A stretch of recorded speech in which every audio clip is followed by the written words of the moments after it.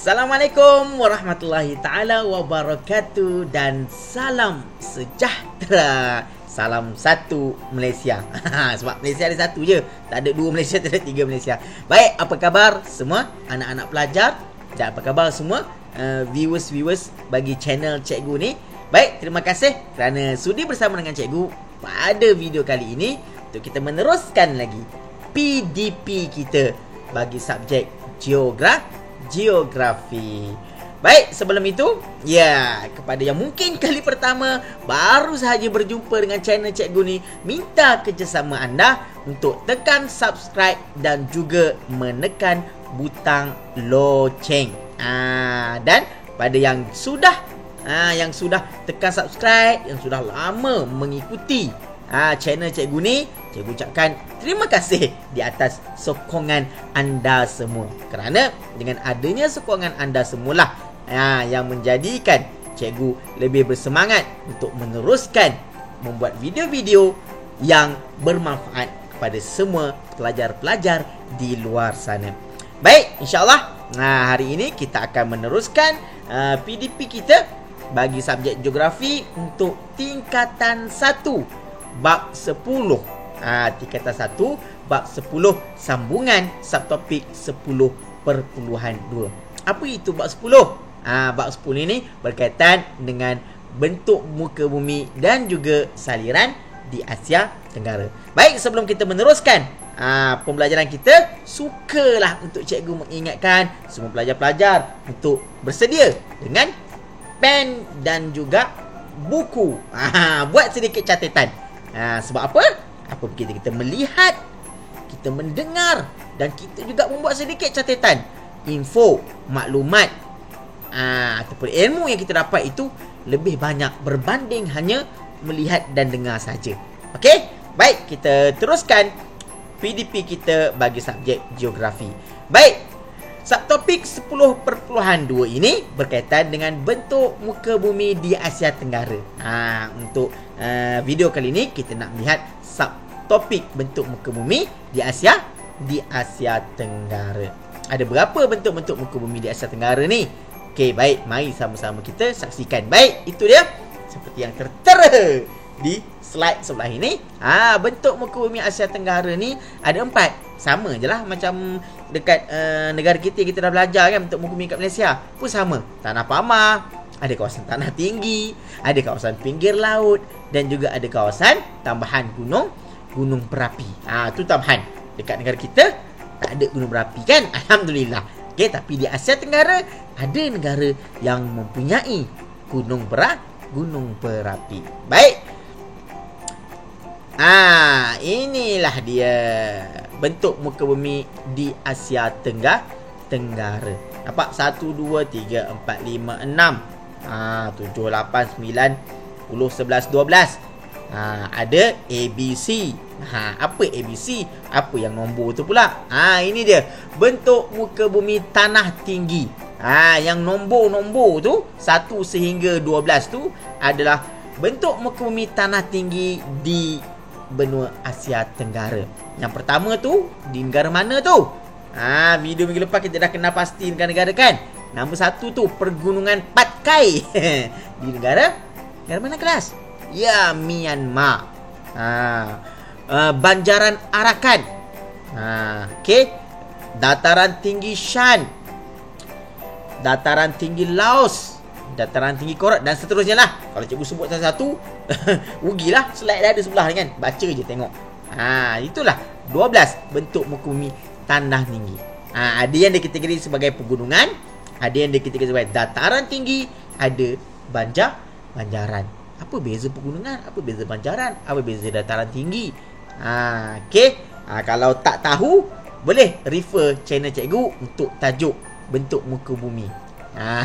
Tajuk video sebelum ni ada. Cikgu dah terangkan. Kau nak terangkan sekali lagi, rugilah masa untuk video kali ni kan.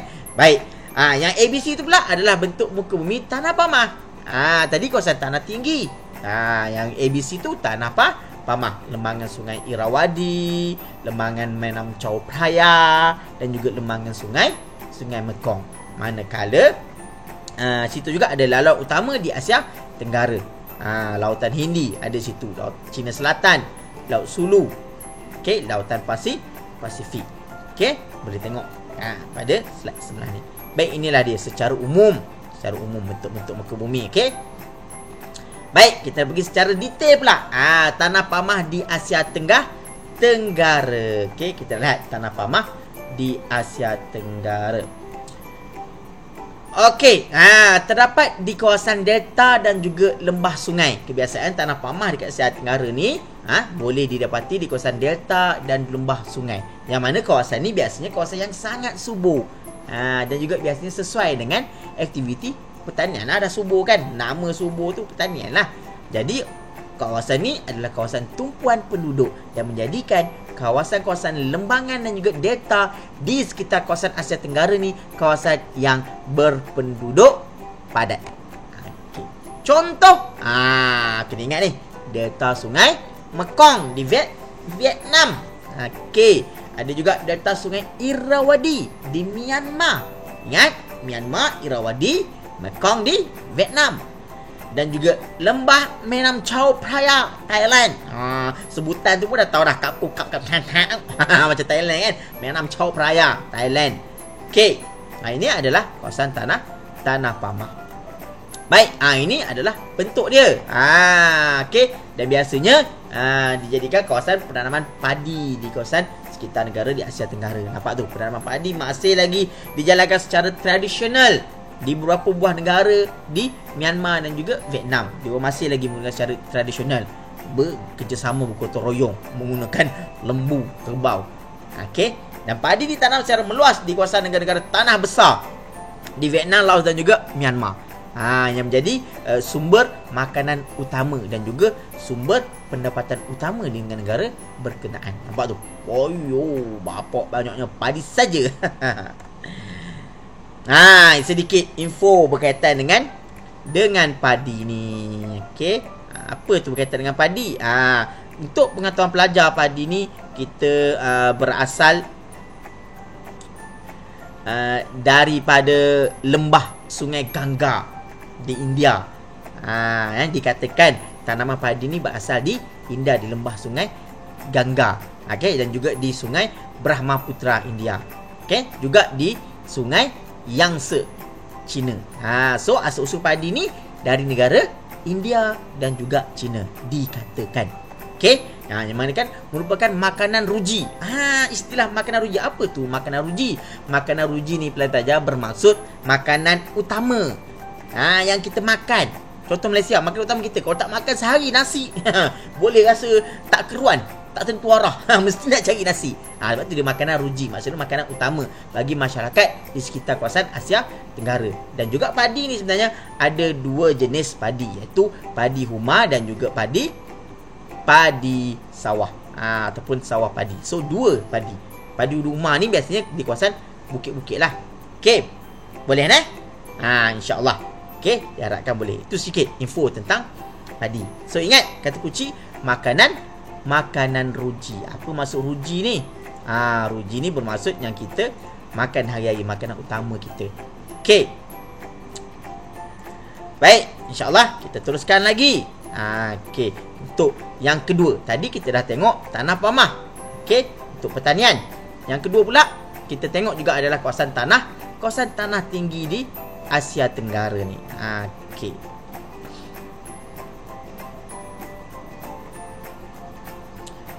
Baik, banjaran di Asia Tenggara terbagi kepada dua, iaitu sistem gunung lipat tua dan juga sistem gunung lipat muda lah. Kalau tua lawan dia muda. So terbagi kepada dua, sistem gunung lipat tua dan juga sistem gunung lipat muda. Apa itu sistem gunung lipat tua? Ini dia. Banjaran gunung yang telah lama, yang telah wujud berjuta tahun dulu. Dia lebih lama berbanding sistem gunung lipat muda. Lepat pula dah.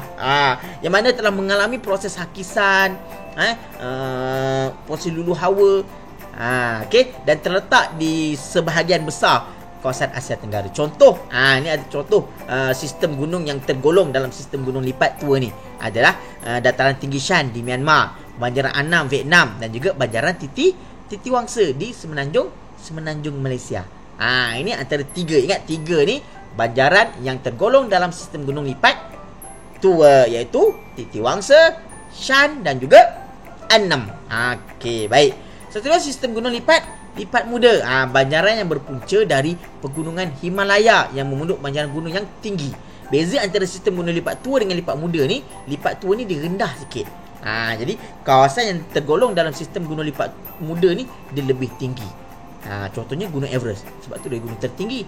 Contoh kedua pula, kita boleh tengok terbentuk kira 35 juta tahun yang lalu.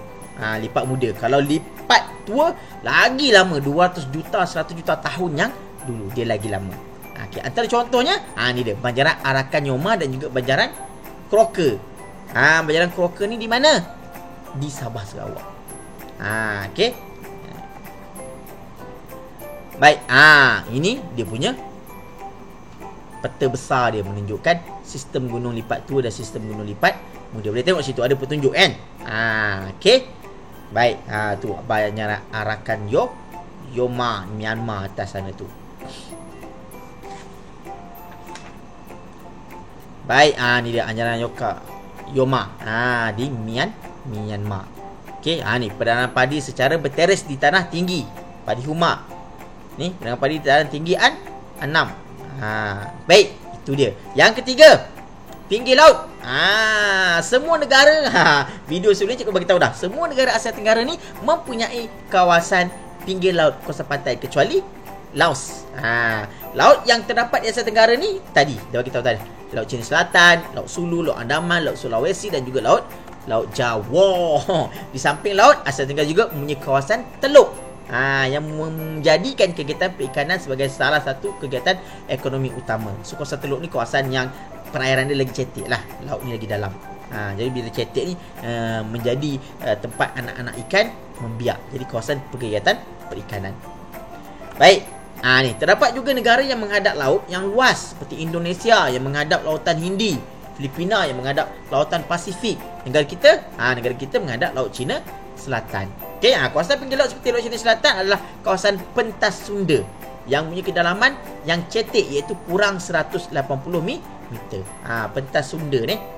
Okey, kawasan yang kurang daripada 180 meter dipanggil kawasan pentas. Pentas Sunda ni kenapa penting sangat? Kenapa dia highlight dekat sini? Sebab tempat pembiakan ikan. Bila kawasan cetek, situ ada terumbu karang, situ ada plankton. Jadi anak-anak ikan banyak berada di situ. Bila ada anak ikan, adalah juga bapak mak ikan. Jadi kawasan tempat pembiakan ikan. Jadi dia penting. Kena jaga kawasan pentas Sunda ni. Selain itu juga dia adalah kawasan perlombongan. Yang ada minyak ataupun panggil emas hitam.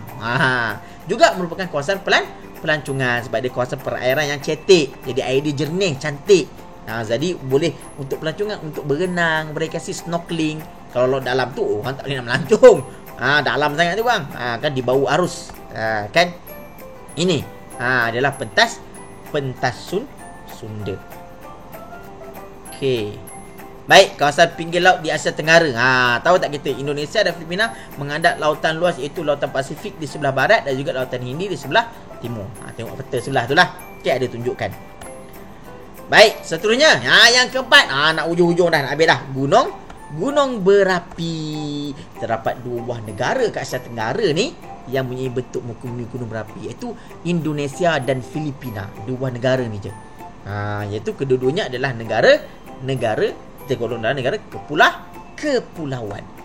Letusan gunung berapi ni dia akan membawa kerosakan, kemusnahan dan kematian yang tinggi. Tak dapat dinafikan lagi lah. Tetapi uniknya apabila dah tak ada letusan gunung berapi, kawasan gunung berapi ni juga adalah kawasan yang dia akan jadi kawasan pertanian yang subur. Tanah tu akan jadi subur sebab lepas gunung berapi memuntahkan lava dia, ketutulan yang panas tu, so dia akan menyebabkan tanah-tanah tu terbakar tu ni kan.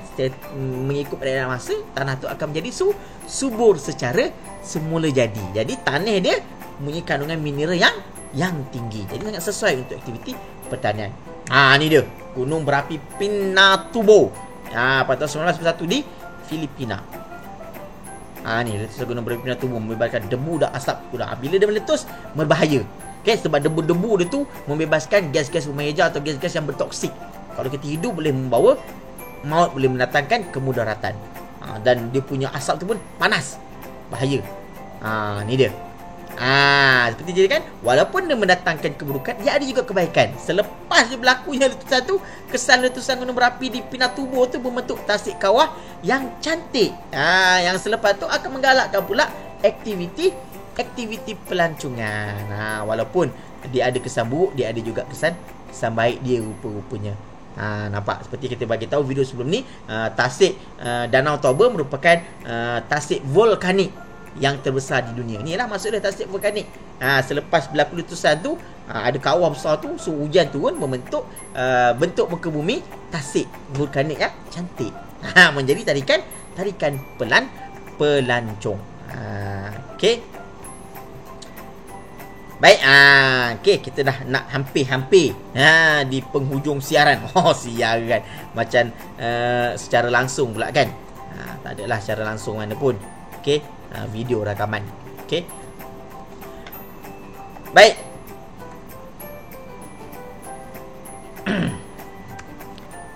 Ini yang dicakapkan tadi ni, yang cikgu tunjukkan sebelum ni.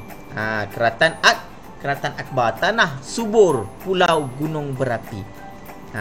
Okey, selepas dia memuntahkan lava dia, selepas dia membebaskan debu-debu yang berbahaya, okey, selepas itu dia mendatangkan kebaikan pula. Tanah akan menjadi lebih subur. Okey, tu dia antara bentuk muka bumi di Asia Tenggara. Subtopik 10.2 bentuk-bentuk muka bumi. Ada berapa tadi? Ada 4. Tanah tinggi, tanah pamah, pinggir laut dan juga gunung berapi. Diharapkan pelajar-pelajar boleh menerima, boleh dapat manfaat daripada video pengajaran yang cikgu buat ini. Baik, sebelum cikgu tinggalkan pelajar, seperti biasalah, sekiranya pelajar rasa seronok menonton video ni, rasa suka, bolehlah tekan butang like yang ada kat atas tu. Sekiranya tinggalkan komen, okey, supaya untuk cikgu tambah baik ke apa ke, boleh tinggalkan komen, tak ada masalah. Cikgu secara terbuka menerima secara kritikan yang membina. Tapi kalau boleh, gunakanlah bahasa-bahasa yang indah, bahasa-bahasa yang baik. Kata orang, bahasa jiwa bangsa. Dan sekiranya video ni anak-anak pelajar, penonton-penonton, viewer-viewer rasakan bermanfaat, boleh share pada rakan-rakan yang lain. Sebab apa? Seperti biasalah, ilmu yang bermanfaat, perkara yang baik, kalau kita sebarkan kepada orang, kita akan juga lebih dapat lagi banyak ilmu yang baik. Kita akan lebih dapat mudah untuk terima pula selepas ni ilmu-ilmu yang lebih baik. Tak kisahlah apa-apa saja ilmu, asalkan ianya bermanfaat kepada kita. Dan jangan lupa pada yang yang belum subscribe, minta tolong kerjasama untuk tekan butang subscribe dan juga tekan loceng, supaya sekiranya ada video yang terbaru daripada cikgu yang bermanfaat, yang baik pada anda tidak akan ketinggalan. Itu tujuan dia. Terima kasih kepada semua kerana sudi untuk menonton ataupun menyaksikan video cikgu ni. InsyaAllah kita berjumpa lagi di video pengajaran yang lain bersama dengan channel Encik Isma, bersama dengan saya, Cikgu Muhammad Isma bin Safi. Sehingga kita berjumpa lagi. Remember, geography is fun. Geography is all about us. Thank you for listening my channel. Assalamualaikum warahmatullahi taala wabarakatuh dan salam sejahtera. Jaga diri, jaga kita semua. Sayonara, arigato gozaimasu. Bye bye.